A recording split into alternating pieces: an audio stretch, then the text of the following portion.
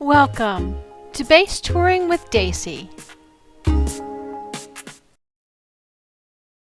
Legend has it that a certain kindly old man, known for his red suit, iconic chuckle, and extensive employment of elves, is holed up at the North Pole, where he and his elves mess with world economics on a massive scale once a year.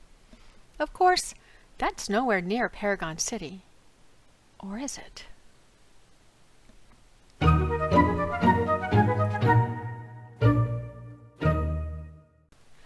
I am really excited to show you this lovely base.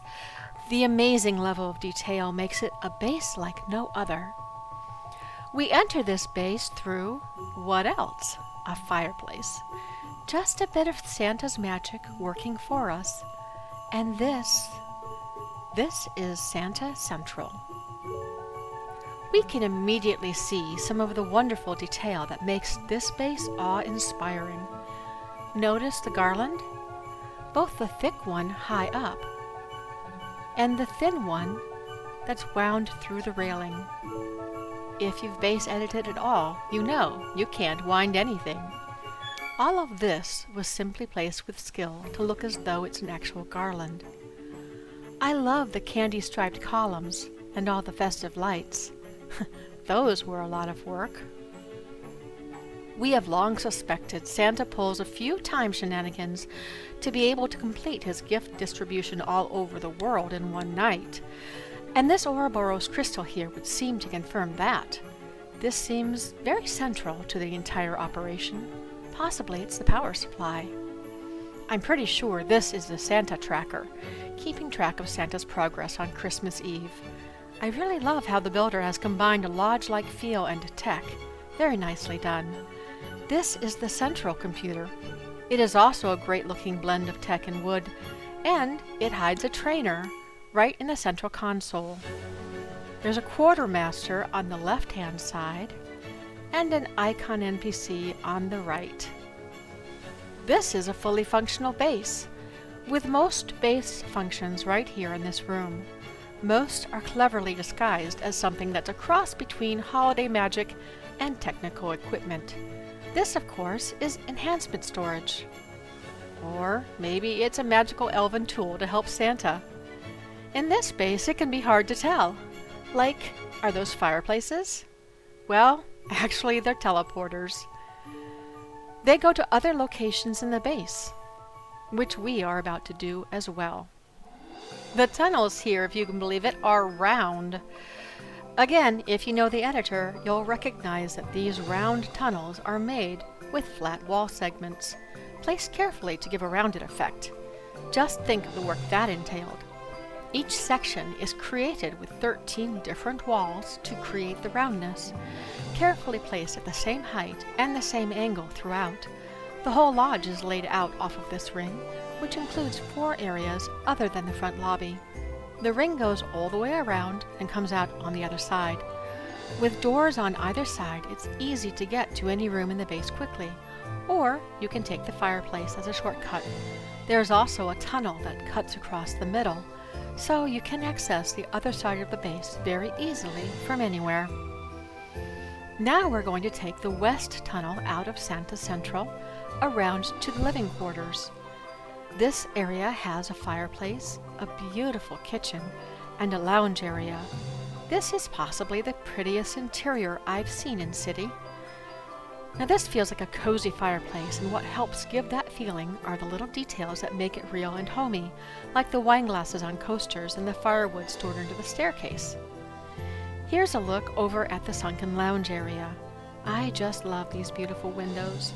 Notice the very sleek looking slim television? It looks just like a modern day HD TV. Excellent use of pieces. And here are the very Christmas themed couches.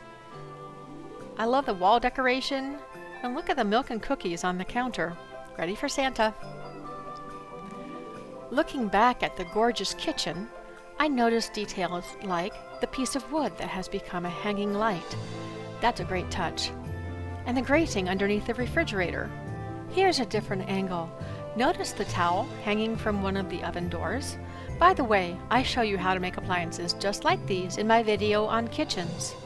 Up close, you can see that there are ventilator fans and lights under the hood, even steam rising up from the cookies.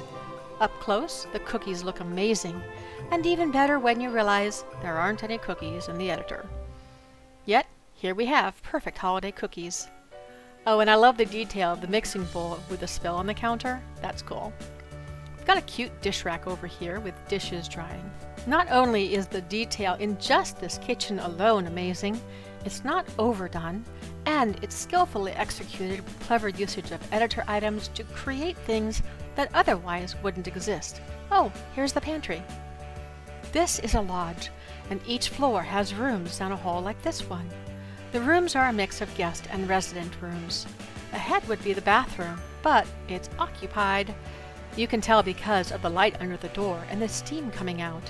If you listen, you can hear the water running. The open room on the right is the builder's character's room. Her colors are purple and green. Check out the cute mushroom booster to climb into the bed. And I love this makeup here. This is a nicely done room. Down the hall to the left, another open room is a guest room. This has not been decorated in any particular style, but check out these blinds. That's a nice detail. Back towards the living area we go. There's something special here. The Christmas tree, all decorated with lovely gifts under the tree. And look above the tree. Now this is straight out jaw-dropping. Just let me tell you, there's a lot of effort and precision that went into the piece positioning to get this dome. That's just amazing. You should also know that, just like most things that you see in the editor here, these gifts aren't there either. He made those. And this is the crew of sleigh bells gathered around the Christmas tree. We have Jingle Bell, Tinsel, Jaeger Bomb with a salute, Mistletoe, love the spelling, Sugar Plum the builder's character, and up top, the hard-to-miss Christmas flyer. Back down, we have frankincense, Candy Clang with a salute and Silver Bell. Out in front, Sugar Plum leads them as they celebrate and rock around the Christmas tree. Now this is a family and friends team. They're having fun with the holiday theme and their holiday base. Before we go upstairs, I wanted to take a quick look at one more thing here. Tucked away behind the fireplace is a cute little powder room. Just have a look inside. Yeah, nice wainscoting. And now let's go upstairs. Upstairs we find a lovely reading nook with a large aquarium.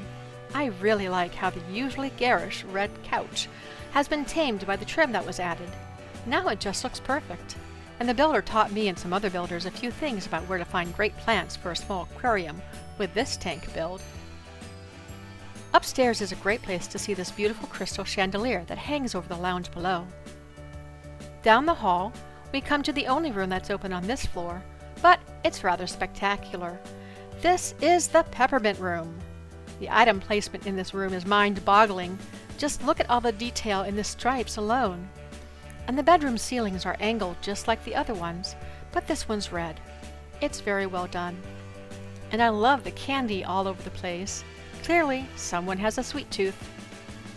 Back down the hallway, we pass another nice fireplace and take one last look at the Christmas tree before we head into another cool round tunnel. This one is put together a little differently. An artistic grading with additional visual interest on the walls. This is the top tunnel of the straight crossover tunnel that leads to the central area. This is the most protected location of the base. This is the library of the lists of who's been naughty or nice. As you can see, there are a lot of volumes. The room itself is just a simple two-story octagonal room with nice rafterwork on the ceiling, complete with decorative plants, and a fire pit down below in the very center. There's also a neat ladder. Yes, you can climb it, and it goes from the first to the second floor. And that's about it for this room because I'm not going to read you any of the lists. Now we came from the living quarters, now we will continue straight through on the bottom level to the other side of the base. This is the toy shop. I think the scene alone is worth coming to see. Just look at this darling window display. I mean, a train set? Not only that, but a toy train set? Man, mind blown. Here's the entry into the toy shop. Now I don't want to just rush through this passage because, once again, the builder has gone over the top with detail. Check out these toys. Just coming up with the things that can be made from the things in the editor is hard, much less making all of these. Here's a xylophone complete with hammers, and here's a building that's on fire and a fire engine ready to put it out, and one of several doll houses in various colors. There's a series of cute robots also in various colors, and a fantasy castle in pink above. Here's an art set with paints and crayons and a snow globe, and there's a board game and a police car with flashing lights. Wow. As we move further into Santa's toy shop, it becomes more and more clear that Santa isn't just dealing with toys. For after all, this is Paragon City. We have toys here for every sort of hero, several nice displays showing all kinds of things. And a note, what looks casually placed, obeying the laws of physics, took a fair bit of manipulation to do, especially that. But there's a whole lot more to this toy store than just this. As you go up the ladder here, be sure to look up. I just love this cuckoo clock. We've got a whole workshop laid out here, and a train for carrying all those things the elves make. Let's check out these workshop stations. The builder has creatively used some of the few moving parts in the editor to create a conveyor belt for the finished products. Note each station has a device that sweeps the finished item into a collector. And here's where we can watch as things are loaded onto a freight car. On the other side are the other two conveyor belts. These elves have been busy. Such a lot of great detail. On this side of the workshop, we have some really cute storage lockers. Up the ramp, there's a ticket booth. And here is the train.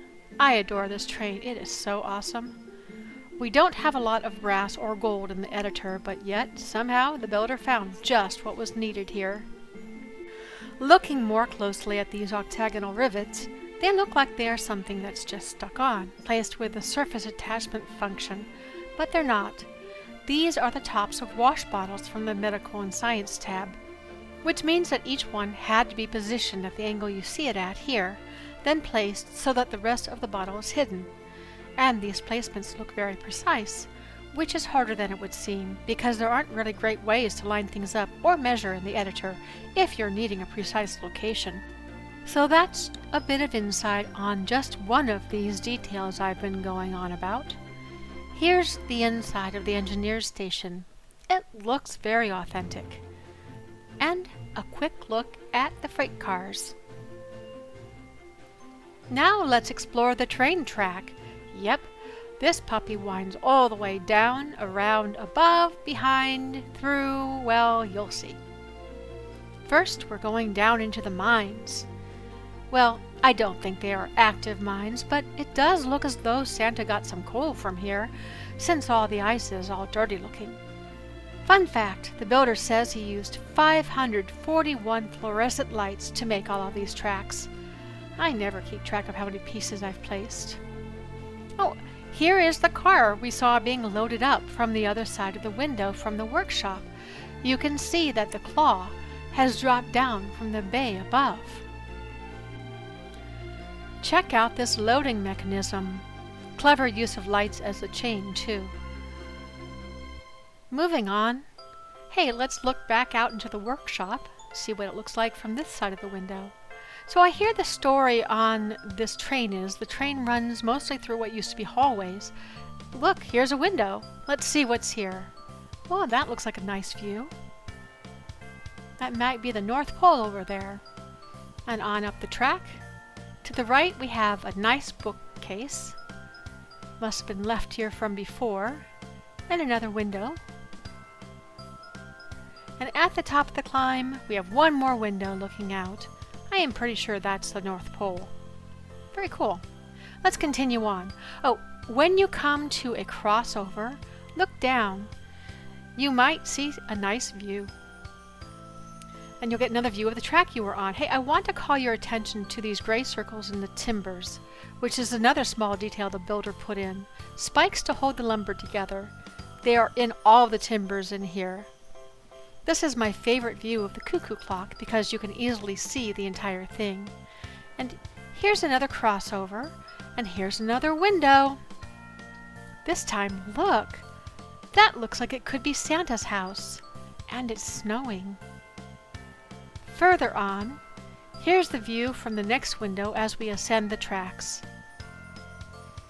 And then the third window, which gives you the closest view of the house. I think it's so cute. I love the red fence. Now we're in what used to be the attic. Great use of these boards to create an attic look, and I really like the places where you can see between the boards. And there's the clock again. And now we're behind the clock. How cool is that? It's these extra little creative touches that really set this builder apart. And going around the turn, we're back at the station. One last thing to see here at the toy shop, upstairs. I think this Nutcracker soldier perfectly duplicates my expression when I first saw these figures. They are just the cutest display figures ever. It's really hard to believe how someone could even build them with the editor. I'm going to drag you away from the wonders of the toy shop, but I promise it'll be worth it. We're taking the top tunnel again, back to the center, and through the library, and then we take the right-hand tunnel. We head downstairs here and come to the restrooms, which is not typically a really exciting feature, but these are as well done as the rest of the base. Here's the lady side of things. It's very pretty, from the soaps and the bowls, to the flowers and the alternating colored stalls. Even the ceiling adds something nice. On the men's side, it's just as nice looking but done differently. No flowers, no extra mirror, no bowls for the soap. I do love the extra effort here with the colored panels. And again, alternating colors, and even a handicapped stall. Now on to the last area. I think you are going to love this. Outside of the bathroom, you'll come to a fireplace. Go around it, and now you're at the stables, complete with Santa's sleigh. Santa has a full team of steampunk horses. Okay, well, one seems to be missing, but I'm sure that will be fixed soon. 8 horses with their Rudolph noses, ready to go. I love the concept here. And just check out this beauty, this sleigh. I honestly did not think this could be pulled off when Easter Bunny told me what he was planning to do, but it's gorgeous. The sleigh is far from all there is to see here. This is a breathtaking barn with well-designed stalls. Of course, instead of hay, we have coal. And there's also a fire hose in each stall, with a workbench. This, of course, is an upside-down enhancement storage container, fully accessible. Oh, look! We found the missing horse. Looks like he's having some technical difficulties that they are trying to help him out with. The loft upstairs is a nice part of the stable. This is a great view from above. And here's a look at the loft as a whole. Lots of coal and shovels. There is a ladder on either side of the stable. Just climb on up. The loft runs the entire length, from the stone fireplace to the loft doors at the end. I want to examine this pocket door here to show you something. Like all the pocket doors in the base, the builder has carefully put all the elements in to make it look as realistic as possible. Note the frame or door jamb, the lip, and then a space for the door. It really adds a touch of realism. I love this effect through the grating here, looking down at the sleigh below. I love the shovels too. I almost went looking for them in the editor till I remembered, oh yeah, we don't have them there. Here's a look out of the loft doors. If we look down, we can see 2 snowmen. These snowmen direct the way to teleporters. I love these snowmen. The teleporters are in alphabetical order. The letters on the top of the portal show where to go. There are only 2 on the naughty side. I really love the naughty snowman pile here. The ice on the naughty side is really impressive. I also love all the icicles. Again, detail. Notice how some of them are melting together, as the real ones are likely to do. So pretty. Well, I think I've shown you just about everything here. Do come visit while you can. This base is only open during December and also for Christmas in July. But for the opening season only, it will be open the rest of summer. That's Xmas 7920 on Indomitable. From me and the Sleigh Bell crew, thank you.